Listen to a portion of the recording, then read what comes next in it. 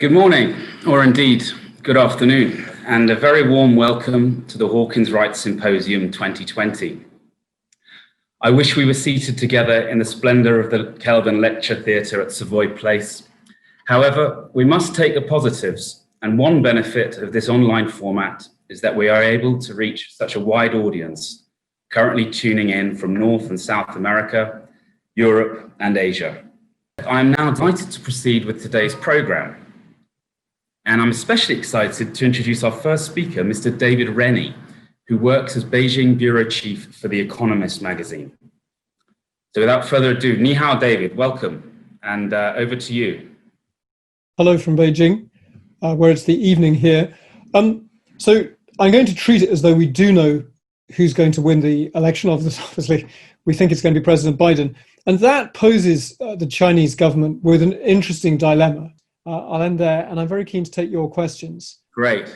One more final question, and it relates to Taiwan. Well, I would like to know, someone's mentioned Taiwan, and that's made me think about Hong Kong at the same time. I know these are different issues, but can we have a brief comment on those relations in the next year? So they feed into each other. So start with Hong Kong. The brief version is, what did the West say to China ever since China took back sovereignty in 1997? They said, be careful you don't kill the goose that lays the golden eggs. If you strip away Hong Kong's freedoms, if you're too aggressive, then we will no longer treat Hong Kong like a Western financial center. Thanks very much, and I'll let you get on with your evening now. So we're already on to the final speech of the day. I will very shortly be handing over to our very own Oliver Lansdale. I know he's got quite a lot he'd like to share with you, so happily we're right on time. Great. So thank you, Tom, for the kind introduction, and good morning, good afternoon, or even good evening, everybody, depending on where you're tuning in from today. It's a really strange feeling being sat in my home office, wearing my slippers and preparing to present the outlook for market pulp, and it's probably just as strange for some of you listening in today from your home office or wherever it is you're sat right now. But I am really pleased that we've been able to bring this event to you today. Please do submit a question now, and hopefully I'll have some time to answer it. So thanks for listening. Great job as always. Just a couple of questions on a similar theme, actually, going back to your slide on showing the total level of producer and consumer inventories. Someone's asking, do we have a sense of where these inventories are sitting regionally? And someone else is asking, do we have any idea of the split between softwood and hardwood? I've got a view, but I'll let you just respond to that. I think you've done a bit of modelling, but it's quite... Yeah, I think that the first point to note here is it's extremely opaque when we're looking at global consumer stocks. And so, the caveat to the slide I presented is it is really very, very broad-based estimates. I think we'll leave it there. There's a couple of questions coming in about wood chips. Where will the new supply of wood chips come, and also has the flow of chips from Australia specifically to China been affected by the trade tensions between the two countries? I think I'll take those tomorrow, because I'm going to jump into some more on China then. We're on the hour now, so I think with that I will leave you, Oliver. Thank you very much, and we'll dive into the subjects tomorrow. So yes, go easy on the cocktails tonight. I'm sure you'll be recreating your London experience in your own homes. But yeah, goodbye for now, and thanks very much.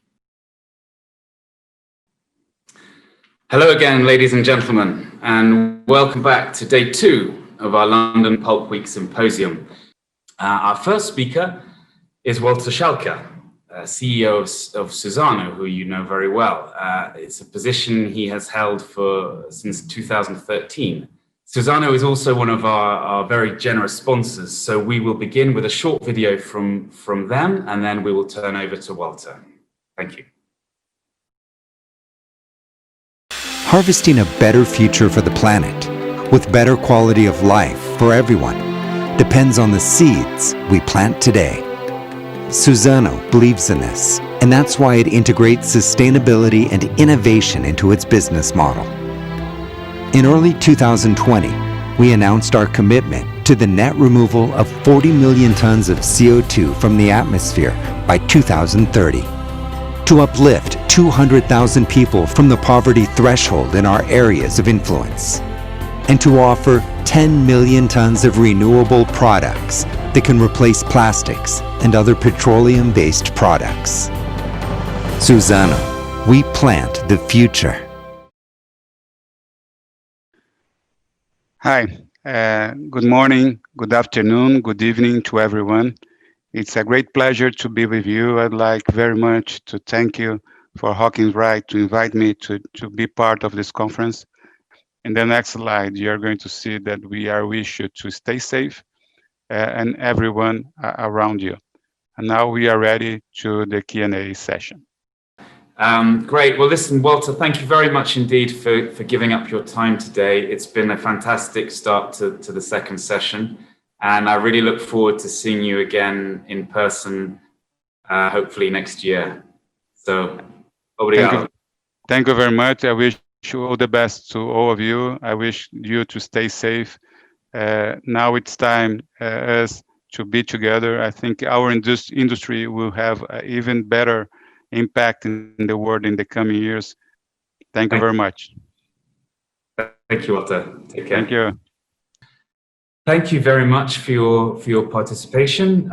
Thanks again to our very generous sponsors. I really can't thank you enough in these trying times, and to our speakers who've given up their time to inform us all. And also a big thank you to Comtech, to Ruxana and Sasha and the team there for helping us through this very kind of new experience, and to my own colleagues, Pierre, Caroline, did a great job at pulling it all together. So with that, I'll bid you good morning, good evening, good night. I hope you do still enjoy a cocktail this evening. It's Thursday of Pulp Week, so keep the flag flying, and thank you. Bye-bye.